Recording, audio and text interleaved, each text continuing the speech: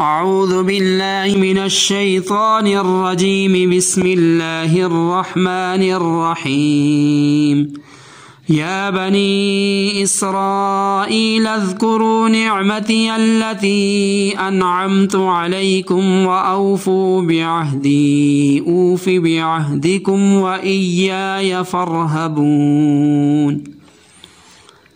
یا بنی، اے اولاد اسرائیل یعقوب، اذکرو تم یاد کرو نعمتی میری نعمت، التی جو انعمت میں نے بخشی، علیکم تمہیں، واوفو اور پورا کرو بعہدی میرا وعدہ، اوفی میں پورا کروں گا، بعہدکم تمہارا وعدہ، وإیای اور مجھ ہی سے، فارہبون ڈرو۔ یا بنی اسرائیل اذکروا نعمتی التی انعمت علیکم، اے بنی اسرائیل یاد کرو تم میرے ان احسانوں کو جو کیے ہیں میں نے تم پر، وأوفوا بعہدی اور پورا کرو تم میرے عہد کو، اوفی بعہدکم پورا کروں گا میں تمہارے عہد کو، وإیای فارہبون اور صرف مجھ ہی سے ڈرو۔ یا ایہا الناس اعبدوا سے تمام بنی نوع انسان سے عمومی خطاب تھا۔ پھر حضرت آدم علیہ السلام کی تخلیق اور خلافت ارضی کا ذکر تھا۔ اس کے بعد وَإِذْ قَالَ رَبُّكَ لِلْمَلَائِكَةِ میں عمومی نعمت کا ذکر ہوا جو حضرت آدم علیہ السلام کے ذریعے تمام بنی نوع انسان کو حاصل ہوئی۔ اب یہاں سے بنی اسرائیل کو خصوصی خطاب ہو رہا ہے۔ اللہ تعالیٰ نے اپنی نعمتیں یاد دلائیں اور ان معجزات کا ذکر کیا جو ان میں ظاہر ہوئے۔ بنی اسرائیل کے باطل شکوک و شبہات کا ازالہ بھی کیا گیا، اور اس قوم میں جو خرابیاں پیدا ہوئیں ان کا تفصیل کے ساتھ ذکر ہے۔ اب یہ بیان یہاں سے شروع ہو رہا ہے، وَإِذِ ابْتَلَىٰ إِبْرَاهِيمَ رَبُّهُ بِكَلِمَاتٍ تک چلا جائے گا۔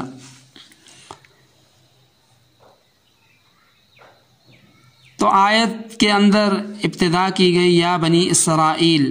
یا بنی اسرائیل یعنی اللہ تعالیٰ فرماتے ہیں کہ اے بنی اسرائیل۔ اب جو کچھ اس آیت میں خطاب فرمایا گیا اس کی تفسیر سے پہلے بنی اسرائیل کے متعلق کچھ ضروری باتیں سمجھنے کی ہیں۔ بنی کے معنی اولاد اور اسرائیل کے معنی اللہ کا بندہ۔ اسرائیل حضرت یعقوب علیہ السلام کا دوسرا نام تھا۔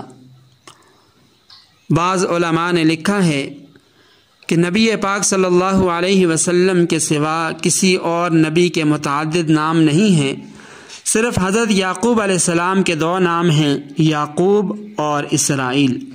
قرآن کریم میں اس جگہ ان کو بنی یعقوب کہہ کر خطاب نہیں کیا گیا بلکہ دوسرے نام اسرائیل کا استعمال کیا گیا۔ اس میں حکمت یہ ہے کہ خود اپنے لقب اور نام ہی سے ان کو معلوم ہو جائے کہ ہم عبداللہ یعنی اللہ کی عبادت گزار بندے کی اولاد ہیں، ہمیں بھی ان کے نقش قدم پر چلنا چاہیے۔ تو اس آیت میں بنی اسرائیل کو خطاب کر کے ارشاد فرمایا۔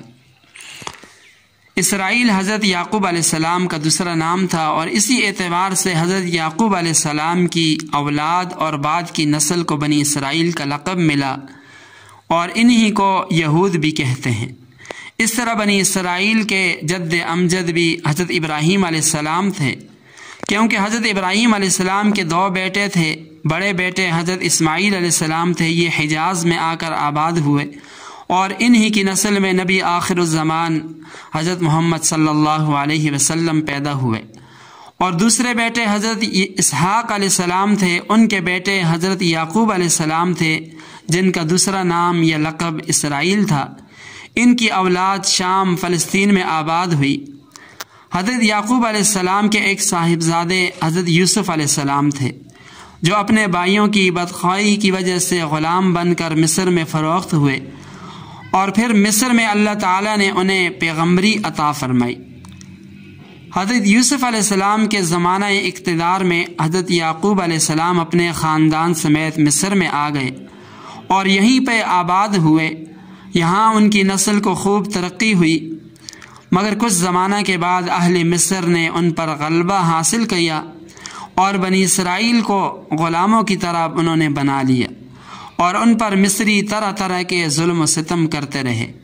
بالآخر بنی اسرائیل میں حضرت موسیٰ علیہ السلام پیدا ہوئے، جن کو اللہ تعالیٰ نے پیغمبری عطا فرمائی اور جن کی مخالفت کے باعث اس وقت کے بادشاہ مصر کی، جس کا لقب فرعون تھا، تباہی ہوئی، اور بنی اسرائیل حضرت موسیٰ علیہ السلام کے ماتحت مصر سے نکل کر وادی سینا میں آ گئے، اور پھر ملک شام میں ان کو حکومت سلطنت عطا ہوئی، اور اسی قوم بنی اسرائیل میں حضرت داؤد علیہ السلام، حضرت سلیمان علیہ السلام جیسے جلیل القدر پیغمبر اور بادشاہ پیدا ہوئے۔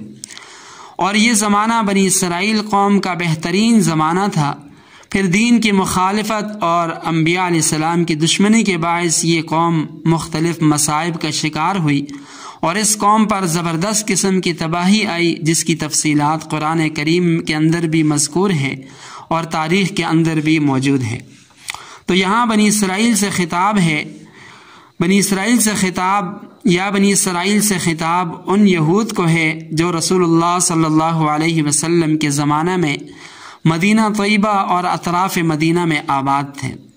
تو فرمایا، اے بنی اسرائیل، میری ان نعمتوں کو یاد کرو، احسانات کو یاد کرو جو میں نے تم پر کیے۔ اور آگے فرمایا، وَأَوْفُوا بِعَهْدِي، پورا کرو تم میرے عہد کو۔ اللہ تعالیٰ کا عہد کیا تھا کہ تورات انجیل کے اوپر تم عمل کرو گے اور نماز، زکوٰۃ، ان چیزوں کو ادا کرو گے، ان کی پابندی کرو گے، اور بالخصوص نبی آخر الزمان صلی اللہ علیہ وسلم اور آخری کتاب پر ایمان لاؤ گے، نبی آخر الزمان کی اطاعت کرو گے۔ تو فرمایا، میرا عہد پورا کرو، اوف بعہدکم، میں تمہارا عہد پورا کروں گا۔ اللہ تعالیٰ کا وعدہ یہی تھا کہ اگر تم مذکورہ چیزوں کی، نبی آخر الزمان کی اطاعت کرو گے اور تورات و زبور اور نبی آخر الزمان صلی اللہ علیہ وسلم پر جو کتاب نازل ہوئی اس کے احکامات پر عمل پیرا ہوگے، تو میں تمہارے گناہوں کو بخش دوں گا اور تمہاری خطاؤں کو معاف کر دوں گا اور تمہیں جنت جیسی جگہ عطا کروں گا۔ اور آخر میں فرمایا، وَإِيَّايَ فَارْهَبُونِ، کہ خاص مجھ ہی سے ڈرو۔ یہاں ایک بات سمجھنے کی ہے، یہاں پر فرمایا وَأَوْفُوا بِعَهْدِي أُوفِ بِعَهْدِكُمْ۔ تو اس آیت سے معلوم ہوا کہ عہد اس کو پورا کرنا ضروری ہے، اور عہد شکنی یہ حرام ہے۔ سورہ مائدہ کی پہلی آیت میں اس سے بھی زیادہ وضاحت کے ساتھ یہ مضمون آیا۔ فرمایا، اوفوا بالعقود۔ نبی پاک صلی اللہ علیہ وسلم نے فرمایا کہ عہد شکنی کرنے والے کو جو سزا آخرت میں ملے گی، اس سے پہلے ہی ایک سزا یہ دی جائے گی کہ محشر کے میدان میں جہاں تمام اولین و آخرین کا اجتماع ہوگا، عہد شکنی کرنے والے پر ایک جھنڈا بطور علامت لگایا جائے گا، اور جیسی بڑی عہد شکنی ہوگی اتنا ہی بڑا یہ جھنڈا بڑا جھنڈا ہوگا۔ اس طرح میدان محشر میں ایسے لوگوں کو ذلیل و رسوا اور شرمندہ کیا جائے گا۔ اللہ تعالی ہم سب کو قرآن کریم کے احکامات پر عمل پیرا ہونے کی توفیق عطا فرمائے، اور بالخصوص عہد شکنی جیسی وبا سے ہم سب کی حفاظت فرمائے۔